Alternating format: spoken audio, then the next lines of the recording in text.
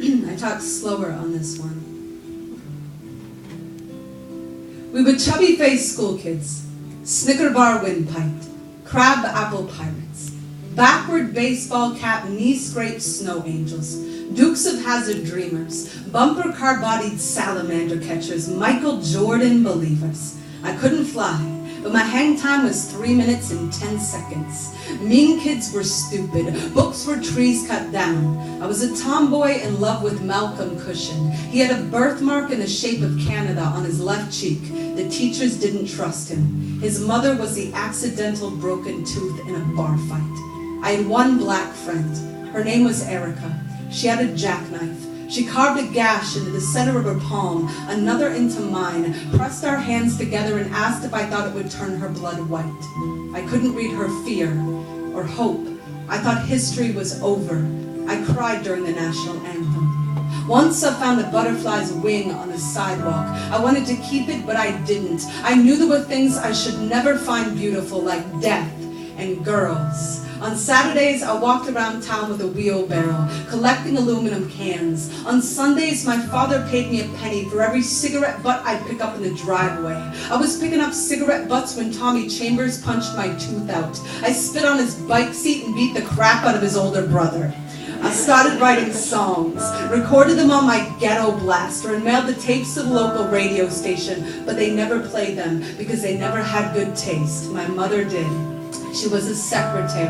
Her fingernails were red, and she loved my father, who after the war became a mailman. So when I was a baby, my mother would carry me to the post office and weigh me on the postal scales. Once, years later, I got lost in the mail.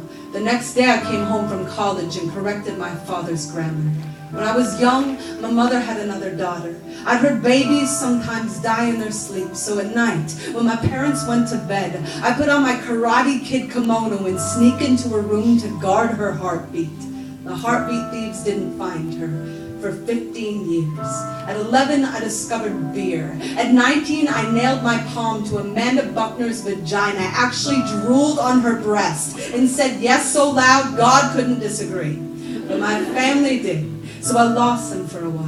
And in that while, my Uncle Barry lost his fingers to the paper mill. My Uncle Peter lost his liver to Vietnam. My mother lost her legs to God's will. In her will, I inherit everything.